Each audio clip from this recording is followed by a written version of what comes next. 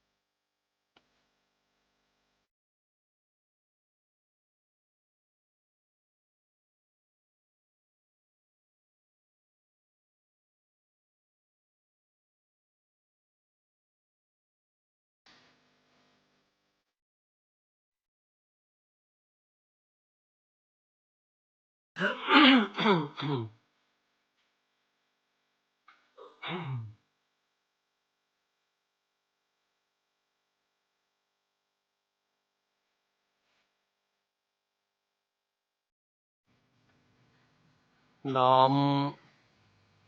กราบถวายความเคารพพระเดชพระคุณหลวงพ่อพระราชนันทวัชรบัณฑิตหลวงพ่ออันเป็นองค์ครูบาอาจารย์ที่เคารพยิ่งได้มีเมตตาธรรมมาถวายกำลังใจกับรายการธรรมะหนึ่งกำลังใจ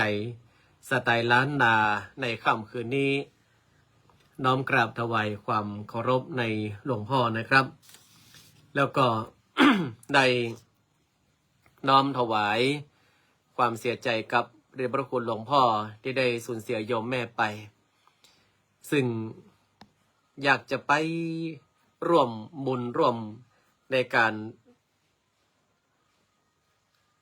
ประกอบพิธีบำเพ็ญกุศลแต่ก็ด้วยว่านันปัญหาสุขภาพแล้วก็หลายสิ่งหลายอย่างครับหลวงพ่อครับเอาไว้ถ้าหากว่าได้ไปแอล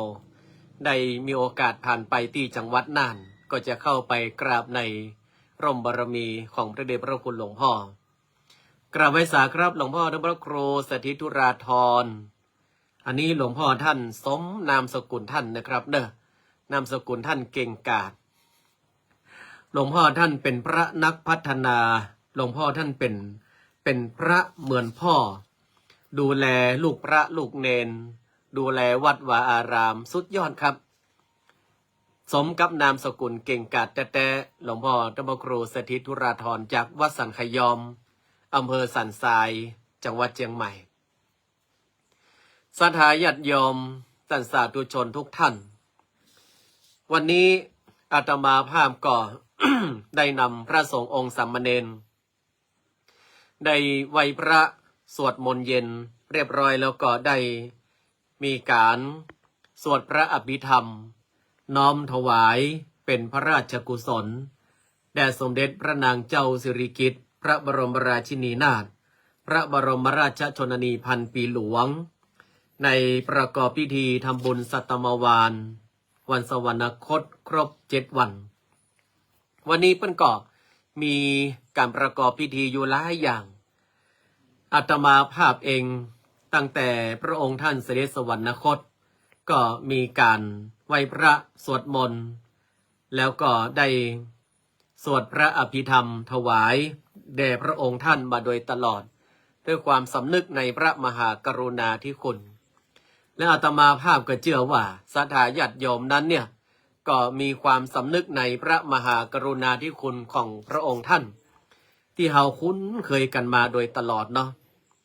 วันนี้อาการของอาตมาภาพโดยรวมทุกอย่างเนี่ยดีขึ้นหมดละมันจะเหลือแค่เสียงเนี่ย มันจะเหลือแค่เสียงแต่คืนนี้ดีแล้วอาตมาภาพไปเตะศพของหลวงพ่อตีวัดหางดงตำบลบ้านแมแล้วกลับมาศรัทธาญาติโยมอาตมาภาพก็มาส่งน้ำลืมตัวเก่าไปปกติเวลาไปเตะที่ไหนก่อนที่จะจำวัดเนี่ยก็จะส่งน้ำเหี่ยก่อนแล้วบังเอิญว่าเครื่องทำน้ำอุ่นอาตมาภาพเนี่ยมันรวนเรอย่างใดก็บ่ฮู้มันบ่ทำงานก็เลยอาบน้ำเย็นตื่นมาเมื่อเจ้าก็หูดังเพื่อห้องว่าอย่างเงี้ยแต่ก็มามีไข้มามีหยังตอนนี้ก็เอาน้ำอุ่นมาแอมไว้เรียบร้อยแล้วมาได้เดี๋ยวแม่สุแก้วคำอ้วนจะเดือดอาตมาภาพนะ ถ้ามาเอาน้ำอุ่นแอมนี่แม่สุแก้วเดือดแน่ๆเลยก็ต้องอนุโมทนากับศรัทธาญาติโยมท่านสาธุชนทุกท่านที่ยังรอชมรายการเนาะกับอาตมาภาพแล้ววันนี้อาตมาภาพจะเอาเรื่องราวอะไรมาอู้มาจ๋าคือต่างๆหลายได้ฟังอาตมาภาพจะอู้ในเรื่องของมหาเศรษฐีคนหนึ่ง ที่อยู่ในสมัยพุทธกาลมหาเศรษฐีคนนี้เนี่ยเป็นมหาเศรษฐีที่ทุกคนนั้นรู้จักกันบ้างอาจจะมารู้จักกันหมดเนาะนั่นคืออนาถปิณฑิกะเศรษฐีวันนี้อาตมาภาพจะเอาเรื่องราวอันหยังของตั้นอนาถปิณฑิกะเศรษฐีฮือศรัทธาญาติโยมตั้นตั้งหลายกันได้ฟังก็ก่อยสดับรับฟังกันไปเจริญปอนพี่อายุทธนาจังซอเนี่ยมันกัดดังอาตมาภาพก็บอกว่าจะซออย่างใดมาปอม่วนอกมาปอม่วนใจจะอู้อันยังตั้งใดก็กัดดังเจนลำเสียงมาเป่งป้อยเหมือนเก่าเหมือนหลังอู้ไปกัดดังพี่อายุทธนาเฮยเจ้าของโรงทานอันยังกาเจ้าของอ๋อท่านอนาถปิณฑิกะเศรษฐีแม่นเจ้าของโรงทาน แสดงว่ารู้มาพอสมควรเนอะโอ้เป็นเจ้าวัดเก่าเหกะ เซลพี่อายุทนาป่นอนุโมทนาแม่เลี้ยงสีวันโชคดวงดีเนาะสาธุเนออนุโมทนางานกฐินนี่ก็เอากิมจูมาถวายเพลก็ได้เนอะยมแม่ไหวพาพินีสุกันทรมาละยมอุ่นลุงปอยเนาะแล้วก็หลายๆท่านก็ได้เข้ามาชมรายการในค่ำคืนนี้อาตมาภาพมีเรื่องหนึ่งจะมาโอ้ต้นรายการเพื่อศรัทธาญาติโยมต่างหลายได้ฟังเรื่องนี้เนี่ยมันเป็นเรื่องที่น่าสนใจแล้วก็เป็นเรื่องที่เขาต้องให้ความสนใจเนาะคุณแม่บัวคำพิลึกเนี่ยสาธุแม่อมพรกันทมียมเบญญาภาสิทธิวงศ์เนาะสาธุเป็นในเรื่องของ AI ใจ AI เนี่ยไปหลอกคนอื่นศรัทธาญาติโยมทั้งหลายใจ AI บัดเดียวนี้ AI น่ากลัวแต้หูบัดแต้หูหมายความว่าอาจจะเป็นเรื่องจริงบ้างหรือว่าอาจจะไม่ใช่เรื่องจริงเลยแต่ไอตัว AI เนี่ยศรัทธาญาติโยมเนี่ยเหมือนอาตมาภาพเนี่ยอู้จากวาวได้หน้าตานี่ใช่เลยพระครูวิโรจน์ชยาพรแน่ๆแต่มันบัดใจตัวแต่มันก็ย่อมไม่อรวรรณวงศ์พันธ์ มันไม่ใช่ตัวแท้อย่างบางทีอาตมาภาพวิดีโอคอลไปหาโยมแม่รุ่งอริสาโอ้ปากกว่าวๆแม่รุ่งสบายดีก็โอ้มาเดียวนี่นะโอ้มาเดียวนี่ต้องการเงินเต้าอีนะแม่ลุงพอมีก็แม่ลุงก็ได้ความว่าศรัทธาเนาะอ๋อได้พระอาจารย์จะเอาเท่าใดเจ้าอาตมาใครได้สัก500แม่ลุงอีกอันแม่ลุงโอนเข้าเบอร์คนนี้เนอะตอนนี้อาตมาซื้อความมีสตางค์จ่ายคือเปิ่นแม่รุ่งรีบโอนทันทีเพราะว่าอย่างเชื่อว่าเป็นตัวแท้วิดีโอคอลอู้กันปากกว่าวๆหน้าตานี่แม่นเลยแต่มันไม่ใช่มันเป็น AI มาฟังข่าวนี้ศรัทธาญาติโยมทั้งหลายโยมแม่พองชวีปาลีมาแล้วโยมแม่เรืองไรโยมแม่เรืองไรเหรอมาหรือยัง AI แน่ๆเลยภาพแม่นเสียงมาใจ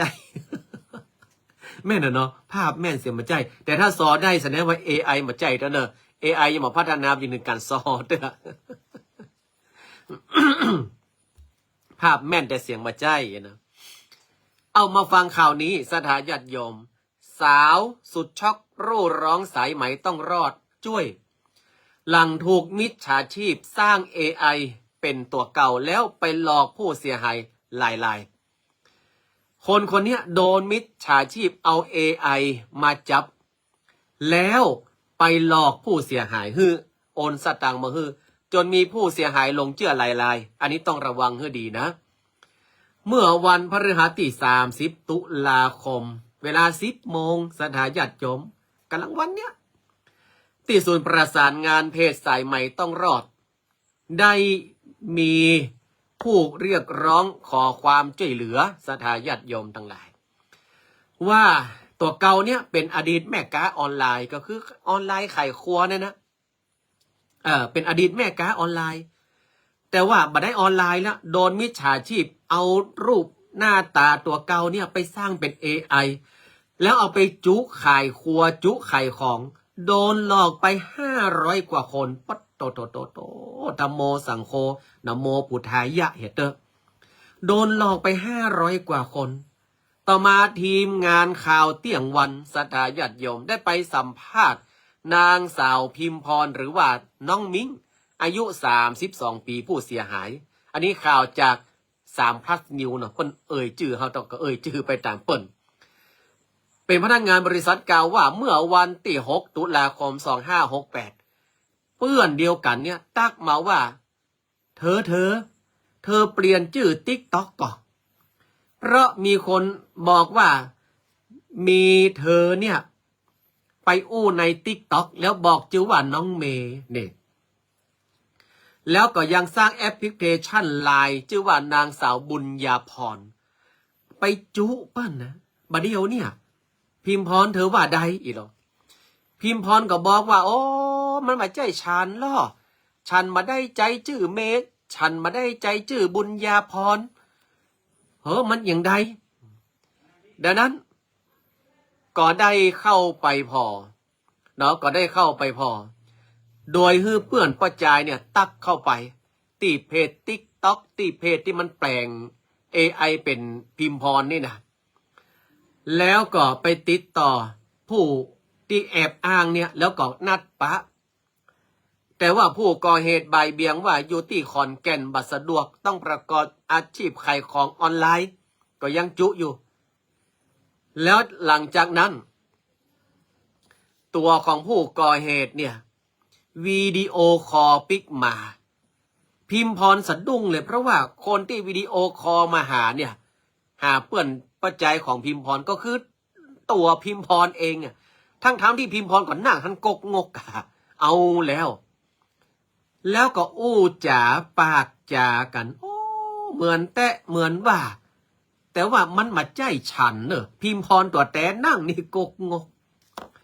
เอาแล้วกันนี้ก็มาจ้างยะใดล่ะก็เลยมาแจ้งเพจสายใหม่ต้องรอดว่าขอกำเตอะขอไปยับมันกำเนาะขอไปยับมันกำแล้วก็ปรากฏว่าก็มีการสืบเสาะจนกระทั่งว่ามีผู้เสียหายหลายรายไปแจ้งความไผแจ้งความพิมพรนี่แหละแจ้งความพิมพรเนี่ยเพราะว่าหน้าตามันเป็นพิมพรศรัทธาญาติโยม อันเนี้ยต้องระมัดระวังนะ AI มันทำได้กูอย่างระวังนะฉะนั้นสิ่งที่ดีที่สุดก็คือว่าอย่าไปฟังเจืออาตมาภาพพระครูวิโรจน์บ่เคยโทรไปขอสักตังค์ไผ่บ่เคยโทรไปขอคนนั้นไปขอคนนี้บ่เคยสถาญาติโยมถ้าจะเอาก็ตักเอาหน้าเฟซ ตักเอาหน้าไลฟ์สดนี่เลยนะฉะนั้นอะไรก็ตามเนี่ยอย่างเช่นพระครูวิโรจน์บอกเกยเลยแต่จู่ๆเนี่ยวิดีโอคอลมาแม่สุแก้วแม่สุแก้วอันตอนนี้อาตมาภาพซื้อครัวอยู่เชียงใหม่เนี่ยสักตังค์หมอปอวิทย์ไป5,000แม่สุแก้วโอนมาเฮือกรรมได้ก่อนนี่ฟังเจือเด็ดขาดเลยเนอะอาตมาภาพบอกเกยขอขนาดนั้นเตื้อกอดสัก100-200เนี่ยมีไกลหรอ โอเรียนบ่นได้เนอะฉะนั้นต้องระมัดระวังยุคนี้สมัยนี้มันเป็นยุคปัญญาประดิษฐ์จะไปฟังเจืออะไรอย่างโดยบูมบ่ามต้องมาดูก่อนว่าแต่กรรมแต่กะถ้ามันบัดแต่อันเนี้ยบางทีเขาได้ปากได้ว่าไปแล้วเนี่ยมันจะเป็นวจีกรรมยิ่งบางทีเขาได้กดแชร์หรือว่าได้บอกคนนั้นคนนี้ไปแล้วมันแบบเป็นเรื่องแต่มันก็วจีกรรมเนี่ยหันก็ AI มันสร้างมามีกุลอันนั้นก็มีโทษมหันต์ได้เหมือนกันอันตรายช่วงเนี้ยถ้ามันบัดใจจื่อบัญชีวัดโบสถ์น้ำดิบมาใจจื่อบัญชีพระครูวิโรจน์ชยาพรเนี่ยนะเป็นนายนั้นนางนี้นะโนเซเว่นเวิร์กมาใจแล้วอันนี้เอามาเตือนภัยคือกับศรัทธาต่างหลายกันได้ฟังเนาะเอาละเรามาเข้าสู่เรื่องราวของท่านอนาถปิณฑิกะเศรษฐีทำไมอาตมาภาพจึงเอาท่านอนาถปิณฑิกะเศรษฐีมาอู้ให้ฟังเพราะว่าอาตมาภาพไปอ่านประวัติท่านอนาถปิณฑิกะเศรษฐีจากหลากหลายแง่มุมเนี่ยมันมีอะไรอย่างที่น่าสนใจหลายอย่างอนาถปิณฑิกะเศรษฐีสถาตะกอนมาใช้ชื่ออนาถปิณฑิกะเศรษฐีเปิ้นชื่อว่าสุทัตตะเนี่ยชื่อว่าสุทัตตะแต่เนื่องด้วยว่าอนาถปิณฑิกะเศรษฐีเกิดมาแล้วเปิ้นใจบุญสุนทานอย่างพี่อายุทันนาจังซอเปิ้นว่าเนี่ยเปิ้นได้เปิดโรงทานแจกเข้าฮือกับคนอยากไร่อนาถามาโดยตลอดกูวันคนอยากไร่อนาถาได้กินข้าวตีท่านสุทัตตะลูกเศรษฐีเนี่ยเปิ้นได้แจกมาโดยตลอดก็เลยฮือชื่อใหม่สุทัตตะว่าอนาถปิณฑิกะแปลว่าผู้มีก้อนเข้าเพื่อคนทุกข์คนยากเนี่ยหันก่อนดังนั้นมันก็เหมือนไผในยุคที่เฮาฮู้จักก็เหมือนครูบาเจ้าศรีวิชัยครูบาเจ้าศรีวิชัยเนี่ยมีการเอ่ยนามของครูบาหลายชื่อมาว่าจะเป็นครูบาเจ้าสินธรรมนี่หรือว่าจะเป็นครูบาเจ้าสินมั่นครูบาเจ้าศรีวิชัยหรือว่าพระสิริวิชัยโยมันก็ล้วนแต่ว่าเกิดจากคุณงามความดีอนาถบิณฑิกะเนี่ยเปิ้นแจกก้อนเข้าฮือตานแจกก้อนเข้าฮือตานคนต่างหลายเปิ้นก็นับหน้าถือตานี่แล้วก็มีการยกยอปอปั้นว่าอันนี้ละถือว่าเป็นเศรษฐีอย่างแท้จริงแล้วท่านอนาถปิณฑิกะเนี่ยเปิ้นก็ยังมีการมั่นตีนมั่นมือมาใจว่ารวยแล้วขี้ค้านรวยแล้วเอวยานรวยแล้วเป็นว่าบรรยากาศยังงานนี่มาใจเปิ้นไปก้าไปขายเปิ้นมีเปิ้นเป็นเจ้าหมู่เป็นเศรษฐีกันก็หลายเพราะว่าเปิ้นเป็นคนมั่นตีนมั่นมือนี่เนี่ยคนที่ใครเป็นเศรษฐีนะอันดับแรกต้องมั่นตีนมั่นมือสถาญาติโยมทั้งหลายก็เดี๋ยวก็จมว่าหนาวเดี๋ยวก็จมว่าเจ้าเดี๋ยวก็จมว่ามืดเดี๋ยวก็จมว่าฮ้อนเดี๋ยวก็จมว่าฝนเดี๋ยวก็จมว่าอยากกินข้าวเดี๋ยวก็จมว่ากัดต้องเข้าเดี๋ยวก็จมว่าเข้าห้องน้ำอย่าถ้าอีนี่เป็นเศรษฐีได้ยากแต่ถ้ามันการมันงานมันตีนมันมืออีกอะอันเนี้ยพอห้องว่ามีกินมีใจมาตุกบักกันเนอะสถาญาติโยมทั้งหลายท่านอนาถปิณฑิกะเศรษฐีเนี่ยวันหนึ่งไปแอวหาเจ้าหมู่เป็นเศรษฐีด้วยกันเนี่ยชื่อว่าราชคหะเศรษฐีราชคหะเศรษฐีไปแอว คุณจันจรัสโรงทานตอนนี้แย่งกันหัวแตกคนที่มีความตั้งใจออกโรงทานจะได้บุญไหมหนอเดี๋ยวอาตมาภาพจะอู้ให้ฟังปุจฉานี้อาตมาภาพมีวิสัชนาอู้ให้ฟังเดี๋ยวเอาท่านอนาถก่อนหน่อยเดี๋ยวจะลืม เนี่ยท่านอนาถบิดิกาเศรษฐีก็บอกว่าโอ้ราชกหะเศรษฐีเปื่อนรักมาเดี๋ยวนี้ไอ้ยังวุ่นวายพอเหรอบ่มีความสงบเงียบเหมือนเก่าเหมือนหลังตั้งลุ่มก็ปูเชื่อปูสาดแม่บ้านการคว้ากกมาฟักกบกับเพื่อนของอนาถบิดิกาเศรษฐีอ๋ออนาถบิดิกาเศรษฐีเพื่อนรักมาก็ดีแล้วมาเดี๋ยวนี้ข้าก็ยังบักให้ว่างแต่นะนั่งกินน้ำชาไปก่อนบ่จะกินน้ำชาจะได้ข้าขอถามเหรอท่านราชกหะเศรษฐีได้ไปกราบทูลเอาป่อเจ้าพญาปิมปิสารมาบ้านกะจะได้ว่าคนเต็มบันเต็มจ้องเตรียมกันเป็นยกใหญ่โอ้มาใจป่อเจ้าพญาปิมปิสารข้าอาราธนาองค์พระสัมมาสัมพุทธเจ้ามาเด้เศรษฐีทั้งสองได้อยู่ค่อนไปตังลำปางพะเยาแปะน่านมาเนาะได้อยู่ค่อนมันได้สำเนียงมันไปพระพุทธเจ้ากะข้าบอกเคยได้ยินอนาถบิณฑิกาเศรษฐีไอเปลี่ยนรักบัดเดี๋ยวนี้ฮู้ก่อพระพุทธเจ้าพระธรรมเจ้าแล้วพระสังฆเจ้า3อย่างเกิดขึ้นในโลกแล้วแต่กาลาจักหะเศรษฐีข้านี่ระงับยับยั้งชั่งใจบ่ไหวแล้วอยากไปเข้าเฝ้าอยากไปกราบพระพุทธเจ้าเต็มทีอย่าหยุดกอด ยังมาถึงเวลาข้าได้นิมนต์องค์พระสัมมาสัมพุทธเจ้าแล้วเราพระอรหันตามารับบิณฑบาตพรุ่งนี้เจ้ามาใส่บาตรด้วยกันเนอะอนาถบิณฑิกาเศรษฐีนี้ใจร้อนอยากจะเข้าเฝ้าพระพุทธเจ้าเปิดนัด6 โมงมาเจ้าอนาถบิณฑิกาเศรษฐีตี 5ไปแล้วไปที่ไหนไปที่พระพุทธเจ้าประทับตุนเข้าเฝ้าพระพุทธเจ้าพระเจ้าก็กำลังจะเตรียมตัวพอดีเป็นบุญเป็นกุศลแก่ข้าพระพุทธเจ้ายิ่ง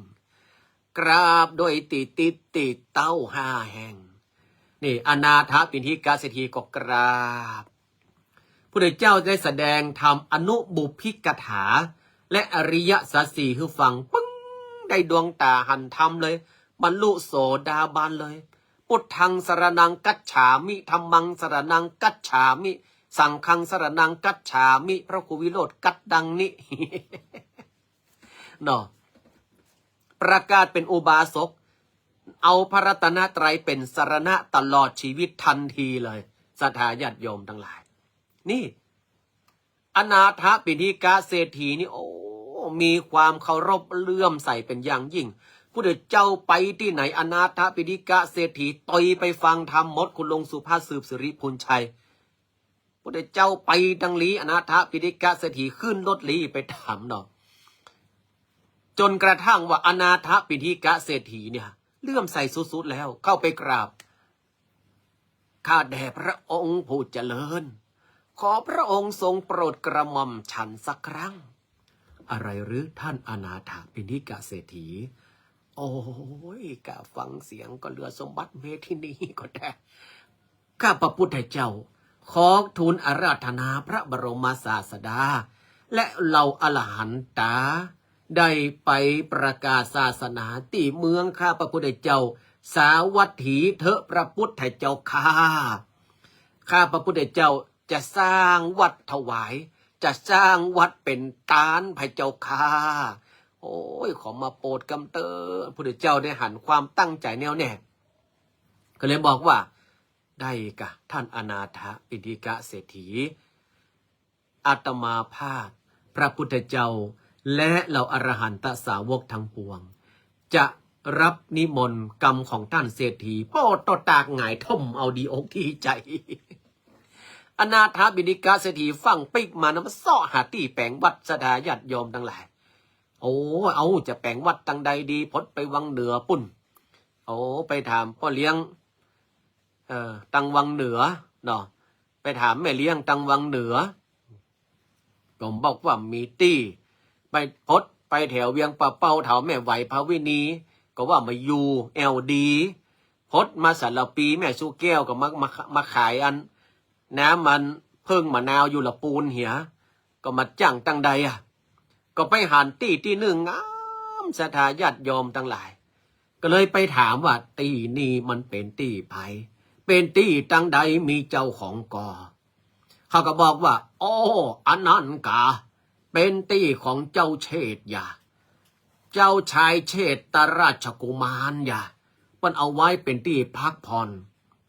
โอ้ว่าจะเป็นเจ้าเป็นนายอันยังก็จังข้าจะไปขอซื้อตีนี่เอาแปลงวัดถวายนะรับศรัทธาล้นหัวใจไปติดต่อเจ้าเชษกำลังนั่งอยู่หันเจ้าเชษราชกุมารนี่นะอนาถบิณฑิกาเศรษฐีมอบกันการเข้าไปข้าแด่เจ้าชายเชษราชกุมารมีอะไรข้ากำลังพอราคาทองอยู่ตอนนี้มันเหลือ60,000 ปลาย ดีมาได้ซื้อไว้ตอนมันแพงหม่อมฉันอยากจะทูลขอซื้อที่สวนดอกไม้ของเจ้าเชษที่กังกวางนี่เจ้าค่ะเอาได้สวนนากาเจ้าจะซื้อไปทำไม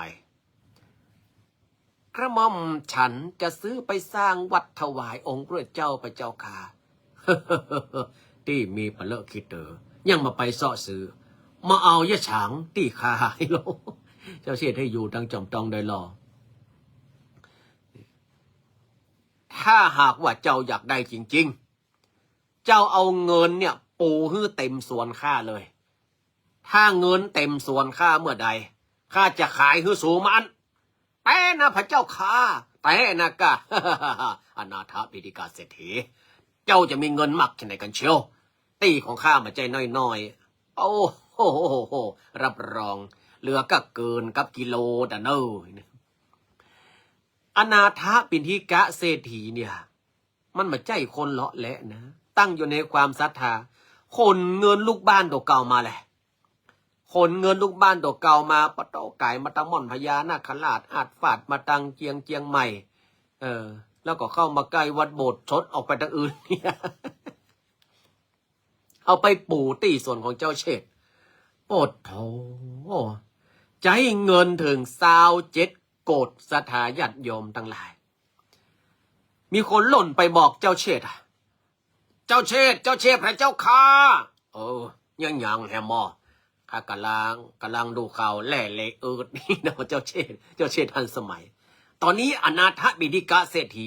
ปูเงินได้เกินตี้แล้วนะหาพระเจ้าข้าเพราะว่าส่วนของเจ้าเชษนะมันจะกีดนะกว้าง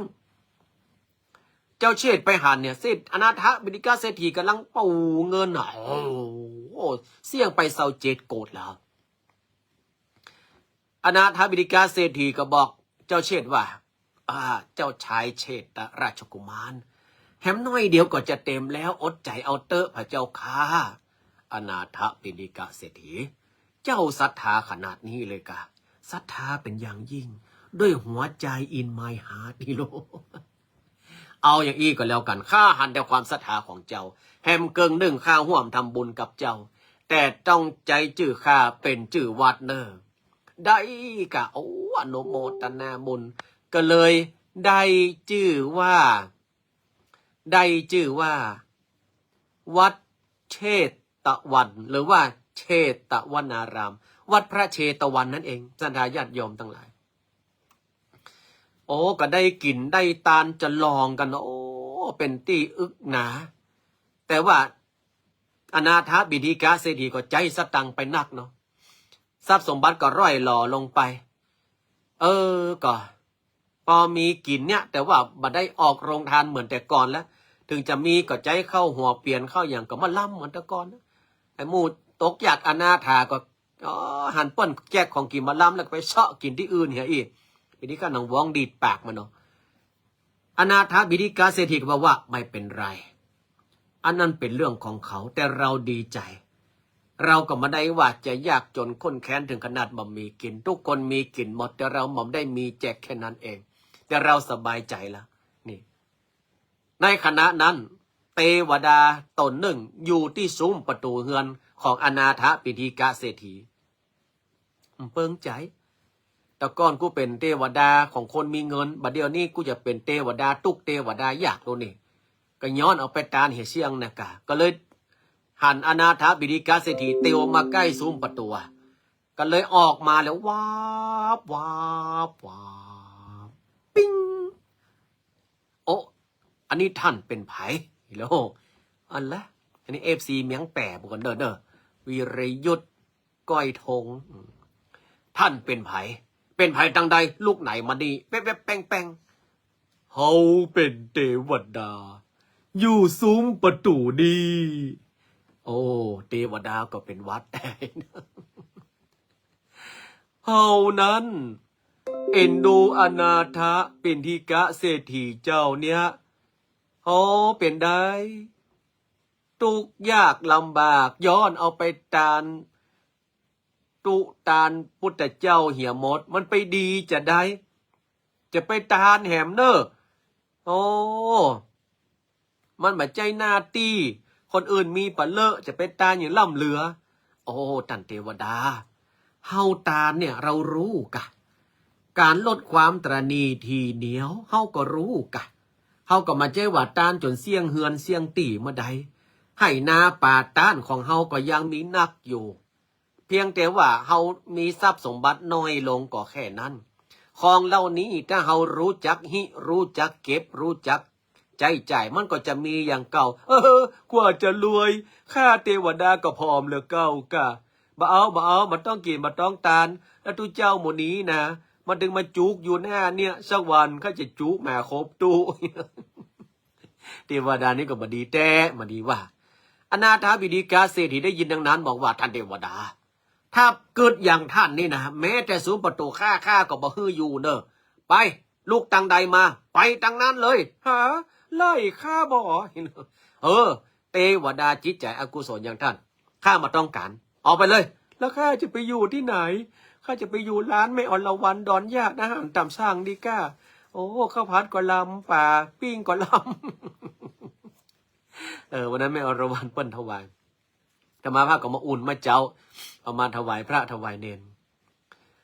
เทวดานั้นเป็นเทวดาที่มีมิจฉาทิฏฐิศรัทธาญาติโยมเมื่อไหร่เนาะก็มาจ้างเยใด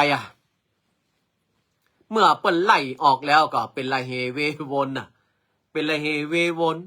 ไปขอเทวดาตนใดช่วยขอเทวดาตนใดฮื้ออยู่เขาก็ฮื้ออยู่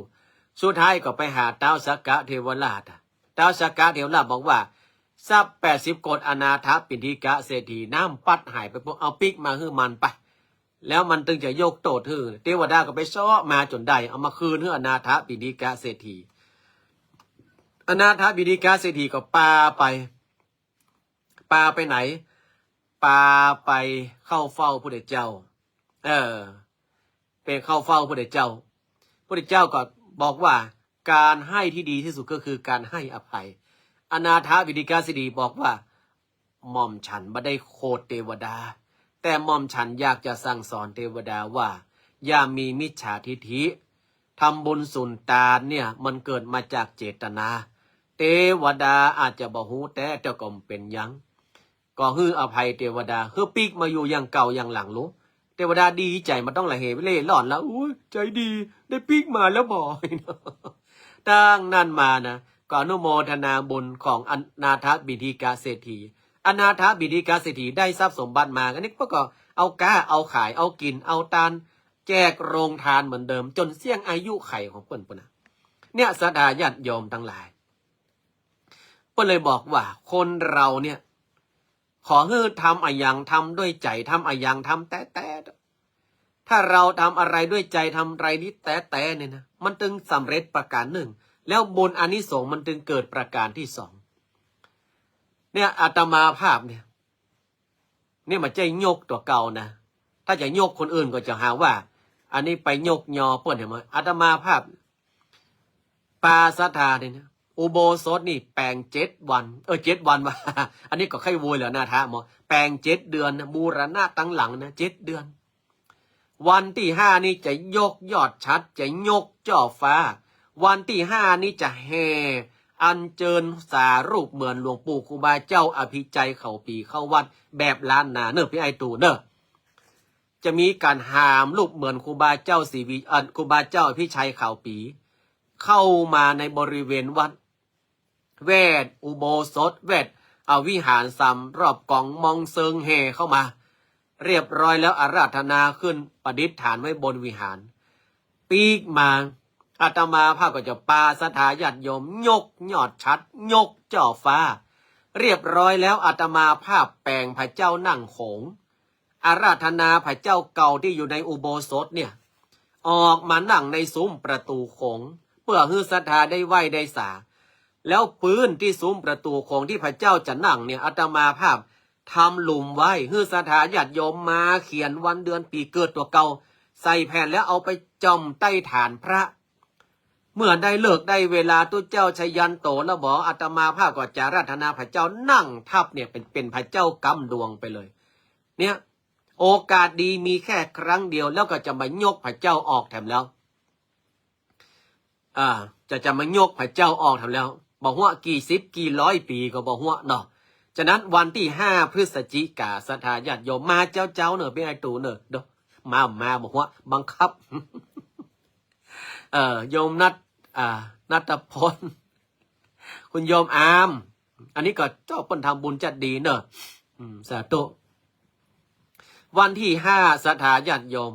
9 โมงเป้งจะแห่ครูบาแล้วกองมองเซิงจะหยอกนะตลบตบมงตบมงต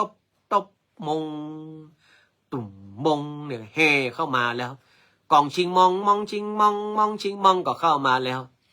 ดอกแห่เข้ามาทัดจากขบวนครูบาเจ้าพิชัยเขาปีเป็นขบวนกฐินนาตาลเป็นขบวนศรัทธาเอาต้นขวากินขวาตาลแห่กันเข้ามาเมื่อเข้าประตูวัดป๊บก็จะมีจั่งฟ้อน20 คนฟ้อนต้อนรับตามจารีตหีดหอยบ้านเมืองเฮาล้านนาเฮาใส่ชุดขาวติดโบสีดำผู้เข้าพิธีผู้เข้าร่วมจะติดโบสีดำตั้งวัดมีแจกฮื้อเนาะเรียบร้อยแล้ววนวิหาร3 รอบอาราธนาขึ้นไปประดิษฐานบนวิหารลงมาศรัทธาเฮาก็มาช่วยกันยกจ่อฟ้าอุโบสถยกยอดชัดอุโบสถเรียบร้อยแล้วเขียนแผ่นชื่อแผ่น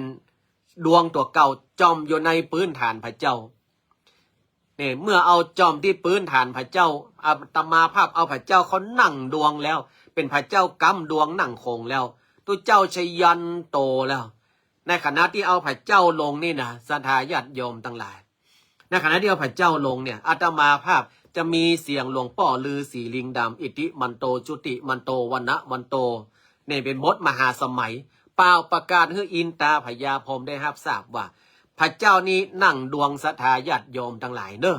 เป็นพระเจ้ากำดวงเนอะให้อยู่ดีมีสุขเนาะโยมอามบอกว่าพระครูเสียเป็นอะไรเสียงเป็นแวด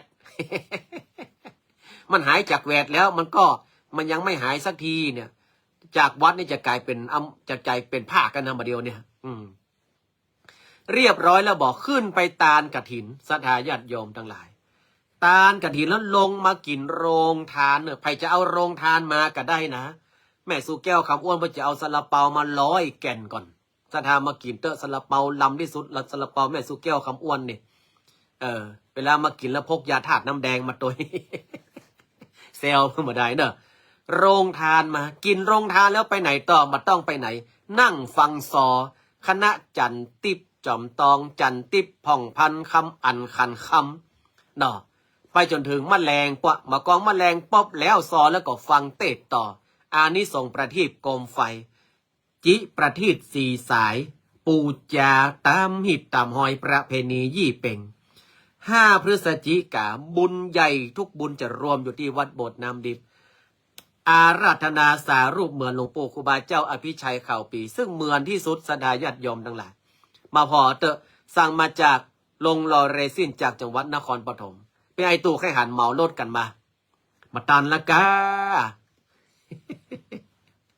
เนาะดังนั้น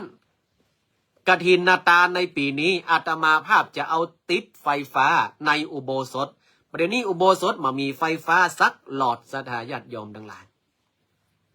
มามีสายไฟต่อเข้าไปมามีไฟฟ้าสักหลอดเด้อมืดสนิทเลยอาตมาภาพก็ตั้งภาทนาอยากจะฮื้อแสงสว่างเกิดขึ้นเลยตั้งกฐินนี้ขึ้นมาถ้าปอก็แปลง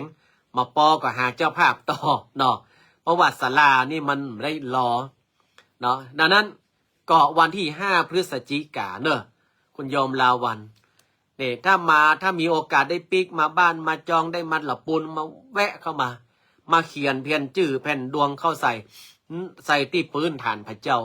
กำดวงพระเจ้านั่งดวงโยมอามก็เมารถกันมาเอาแม่อบเชยเมืองตากมาเอากล้วยทอดกำแพงเพชรเอามาออกลงทานดอกหลายอย่างนะคนแม่สมบูรณ์มาเจ้าก็เมากันลูกดงปลานมาแม่สุแก้วนี่เปิ่นเมารถไว้เรียบร้อยละมามีปัญหาเนาะอันเนี้ยประหองว่ามาสร้างบุญด้วยกันมาก่อกุศลด้วยกันนี่แล้วก็ทัดจากนี่ไปแล้วอุโบสถของเฮาก็จะสวยงามและจ่อฟ้าเด่นเป็นสง่ายอดชัดเรืองรองอยู่บนหลังคากระดิ่งเด้งทองดังกุ้งกิ้งล่ะพระเจ้าก็จะนั่งกำดวงเฮาฮืออยู่ดีมีสุขแล้วบุญใหญ่เนอสถาญาติโยมตั้งหลายวันที่5 พฤศจิกามาเนอแม่ลำดวนกาสุยะป่าแพ่งดอนตองดอนหลวงแม่แรงเมากันมาเมาลดกันมาเนาะคุณโยมสุดารัตน์โยมสุภัตราก็มาจากสมุทรปราการเลยนี่บอกว่าอาตมาภาพถึงว่าไปเลยอะ ถ้ามาได้ก็โอ้โชคดีเนาะมาได้ก็โชคดีแปลกันมาในเดือนยี่เพ็งสถาญาติโยมเฮาทำกิจกรรมตามประเพณีเนาะเฮางดกิจกรรมรื่นเริงกองบ่มนี่มันมีละที่เปิ้นเป่าแม่บ่มนี่มีละแล้วก็ประกวดห้องเพลงก็บ่มีละมีการประกวดเจดีไซน์กับกระทงเดือ2อย่างตะอันนะผู้ที่เป็นเจ้าภาพรางวัลก็คือพระครูวิโรจน์ชยาภรณ์นี่ล่ะอาตมาภาพอยากจะรักษายังจารีตประเพณีวัฒนธรรมเอาไว้เนี่ยเอาก็ช่วยกันเนาะเอาละศรัทธาญาติโยมตั้งสาธุชนตั้งหลายโอ้กันไปก็เหลือแถม3 นาทีอนุโมทนาเนอกับศรัทธาญาติโยมที่ช่วยกันพ่อช่วยกันกอยรายการวันนี้บ่ฮื้อง่อมฮื้อเหงาเนาะ30เกือบ40ท่านใน2 เฟสเนาะอ๋อคุณโยมเกษินีชัยเทพเนาะโอ้สาธุอนุโมทนาก็โยมสุดารัตน์บอกว่าอนุโมทนาบุญด้วยเจ้าค่ะเริ่มหลายวันเนี่ยแพลนมาแอวภาคเหนือนะอากาศจะเริ่มหนาวแล้วตอนนี้ตอนมะเจ้าหนาวแล้วนะศรัทธาญาติโยมทั้งหลายตอนมะเจ้าเริ่มหนาวแล้วแต่เจ้าอาตมาภาพออกไปกวาดขี้เยื่อคางโคกตุ้มพัดตวบออกมาทักทายอยู่เนอะ หนาวแต่นะขนาดคางโคกยังตุ้มพัดตุ้มออกมาโซว่าหากินเนาะสาธุอนุโมทนาหมดเวลาหมดนกก็จะลาป่าไม้ละเนอเดี๋ยวจะมาภาพเซตรายการแล้วก็จะจิบน้ำหอนอันนี้น้ำหอนนะโยมแม่สุแก้วคำอ้วนจะไปฟังเดือด จิบน้ำหอนแล้วก็จะได้ฉันยาเนาะแล้วก็จะได้พักผ่อนฉันยานี่ก็คือยาประหองว่าอย่างไงยาแก้แพ้อีกตอนนี้นะอาตมาภาพเด้งนะเนาะโอ้มันยึงเนี่ย มาได้เปิดพัดลมวันเนี้ยเนาะอาจจะอดฮ้อนเอาหน่อยอบซาวน่าเนาะตอนนี้มี10 หน้าก็อิดละอนุโมทนากับศรัทธาญาติโยมตั้งหลายเนาะอนุโมทนากับศรัทธาญาติโยมทุกท่านที่ได้ร่วมบุญร่วมกุศลแต่ก็ตามหน้าบุญเนาะถ้าปอเฮาก็แปลงมาปอเฮาก็ช่วยกันฮับแหมกรรม1เป็นจุดไปสำหรับไฟฟ้าอุโบสถขอฝากบุญใหญ่เอาไว้5 พฤศจิกายนมาที่วัดโบสถ์น้ำดิบแล้วก็ปิกไปลอยกระทงบ้านไผ่บ้านมันเนาะม่วนงานสันเล้ากันเด้อแม่รุ่งอริสาไม่ได้มาเสียดายเนาะโอ้มาได้กินแล้วไอ้ยังก็ไม่รุ่งไอ้ยังก็แกงเผ็ดหน่อไม้อีกอะ แกงหน่อไม้กะทิอีกอะ นกลาป่าไม้ป่าสั่งลาน้องไก่ขอลาก่อนดอนลาตุบห่างกบลาเข้าหูปูลาเข้าต่งกวางนกยางปอนลาป่าไม้ขอลาป้าน้อยขอลาป้านานขอลาก็ให้คนฟังเนอวันนี้บอตาวันหน้าปากันวันพรุ่งนี้ล่ะปากันใจเจื่อนใจบานปากันวันพรุ่งนี้จะเอาเรื่องราวของไข่มาอู้จ่าฮือฟังก็ท่าฟังกันเนอโชคดีมีความสุขทุกท่านบุญรักษา